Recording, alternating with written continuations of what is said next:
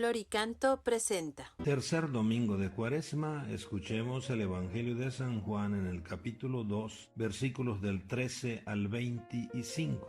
Cuando se acercaba la Pascua de los judíos, Jesús llegó a Jerusalén y encontró en el templo a los vendedores de bueyes, ovejas y palomas, y a los cambistas con sus mesas. Entonces hizo un látigo de cordeles y los echó del templo con todo y sus ovejas y bueyes. A los cambistas les volcó las mesas y les tiró al suelo las monedas. Y a los que vendían palomas les dijo: quiten todo de aquí y no conviertan en un mercado la casa de mi Padre. En ese momento sus discípulos se acordaron de lo que estaba escrito: el celo de tu casa me devora. Después intervinieron los judíos para preguntarle: ¿qué señal nos das de que tienes autoridad para actuar así? Jesús les respondió: destruyan este templo y en 3 días lo reconstruiré. Replicaron los judíos: 46 años se ha llevado la construcción del templo y tú lo vas a levantar en 3 días. Pero él hablaba del templo de su cuerpo. Por eso, cuando resucitó Jesús de entre los muertos, se acordaron sus discípulos de que había dicho aquello y creyeron en la Escritura y en las palabras que Jesús había dicho. Mientras estuvo en Jerusalén para las fiestas de Pascua, muchos creyeron en él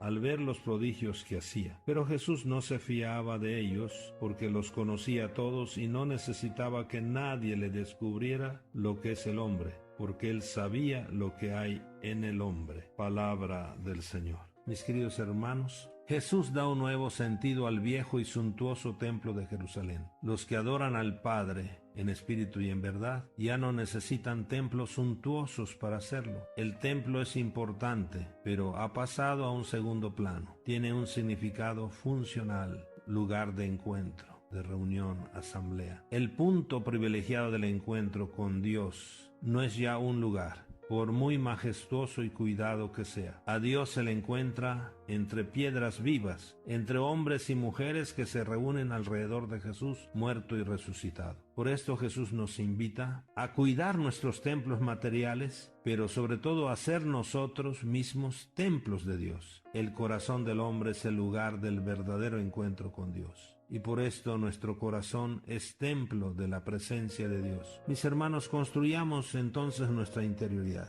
Sigamos fortaleciendo y construyendo nuestros corazones. No hagamos de nuestro corazón un mercado. Revisemos nuestros compromisos en nuestro caminar hacia la Pascua. Recuerden, la primera semana, vencer la tentación, pero es la conversión y creer en el Evangelio, y lo concreto, vencer al tentador. La segunda semana, escuchar a Jesús para transfigurar nuestra vida.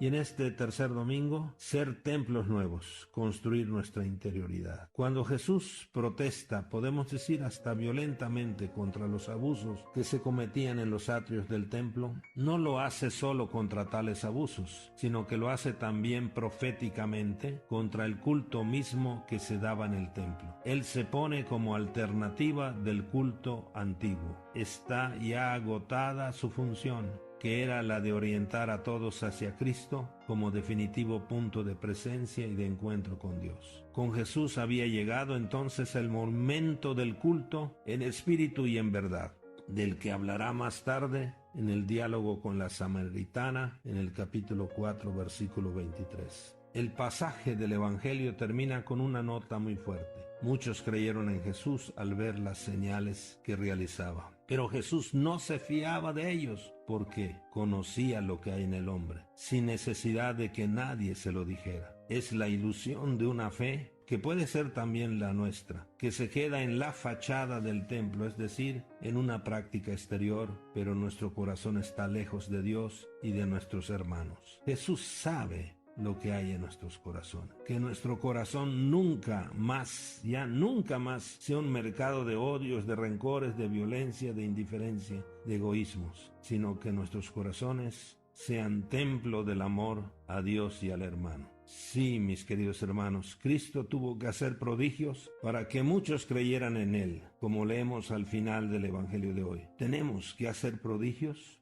Nos toca a nosotros, mis queridos hermanos, hacer el prodigio del testimonio. La gente quiere ver si nosotros, los cristianos, vivimos el Evangelio. y que les proclamemos que vale la pena seguir a Jesús, vale la pena vivir el Evangelio. Claro que nosotros no podemos hacer el prodigio de multiplicar panes, pero sí podemos hacer el prodigio de repartir o de compartir los panes que tenemos con aquellos hermanos que no tienen pan. Por supuesto que nosotros no podemos sanar milagrosamente a los enfermos, resucitar muertos, pero sí podemos hacerle una visita al enfermo para consolarlos o ayudarlos, para que también apoyarlos, para que puedan comprar las medicinas que necesitan. Es obvio que nosotros no podamos decirle a los inválidos, levántate y anda, pero sí podemos ayudar para unas muletas o para una silla de ruedas. Es decir, nuestro amor, según el Evangelio, tiene que ser concreto. Igualmente, claro es que nosotros no podemos hacer que los muertos se levanten de sus tumbas, pero sí podemos ayudar a los vivos que se levanten de sus vicios o de su extrema pobreza o de sus desalientos, que son otras maneras de estar muertos en vida. Seamos entonces templos del amor de Dios. Que nuestra participación en las Eucaristías y nuestro amor fraterno nos ayuden a ser templos vivos de la presencia de Jesús en nuestras vidas. Cuidemos y respetemos nuestros templos materiales y que nuestro corazón sea un verdadero templo donde reina el amor de Dios. Mis queridos hermanos,